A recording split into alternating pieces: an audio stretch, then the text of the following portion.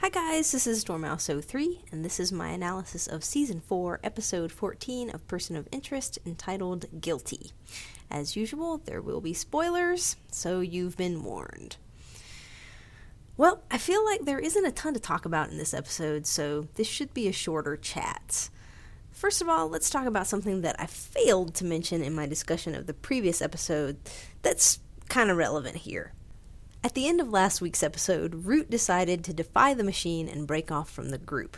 Now, I mentioned that before, and how I believe that it's possible that the machine predicted that she would do so, putting her into a position for something else that we don't know about yet. What I completely failed to talk about is the fact that the choice to disobey the machine is a huge character development for Root. When we first met her, I'm sure that she could never have dreamed of a day when she did something against the wishes of her god. The machine was the only quote-unquote person that she truly cared for, and she trusted it completely. For her to believe in Shaw more than the machine is a very big thing, and I can't believe that I didn't talk about it last week. Oh well, I guess I just wanted to get to talk about Root during commentary on this episode where she doesn't even appear. Hopefully this means that we're going to see a Root-centric episode down the road to show us what she's getting up to. Make it happen, writers. Okay, so back to the episode at hand. Finch gets summoned for jury duty, and it's a handy plot device that he doesn't think that this has been set up by the machine, like I know that everybody watching this video thought automatically. I mean, come on, Finch, it was obvious. Anyway, while he's trying to get out of jury duty, he meets this semi-irritating lady who has a robotic hand. No, wait, that was a different show. So this woman is clearly our new number, because they wouldn't have brought in such a recognizable guest star to just do nothing with her. Surely enough, after some hilarious antics, when Finch tries to appear crazy to get himself off the jury, they discover that she's the next perpetrator or victim. At first, they peg her as a perp, thinking that she's trying to help the guy on trial get away with murder. It turns out that they are right about her trying to fix the trial, but soon discover that she's being blackmailed to do so by someone who seems to employ methods that are eerily similar to an agent of Samaritan. Of course, they don't make this connection because it seems like everyone in this show this week has taken stupid pills. Except for Fusco. Fusco was cool. Along the way, Zoe Morgan shows up to help and fill the void left by Root for least subtle flirting in the known universe. The scene where they're trying to help Harold practice convincing the other jury members of the suspect's innocence was pretty darn hilarious. But at this point, did anyone not see the twist coming? Well, if you didn't have to wait very long, because it was soon revealed that the fixer is trying to get the suspect convicted, and we all got to laugh as Harold flounders to try to take back his convincing argument of the guy's guilt. After that, we learned that the 5K cell towers that the victim's company was building had the slight side effect of microwaving humans, and she was going to shut the project down. So, of course, other head honchos at the company were more than happy to relieve her of her guilt/life/job. I think that Samaritan is very likely behind this whole thing because it needs those cell towers for some reason. I'm not sure why it needs them, but it could be to control a large portion of the cell service industry to be better able to monitor or influence users of that service. In a slightly scarier turn of events, it may also make use of the microwave capabilities of the project. Or it could be using it for some other purpose that my tired brain can't think of at this moment. In any case, I don't think that I'm taking a wild stab in the dark by pegging this as Samaritan-related, seeing as most everything has been connected to it in one way or another this year. Okay, so back to the action.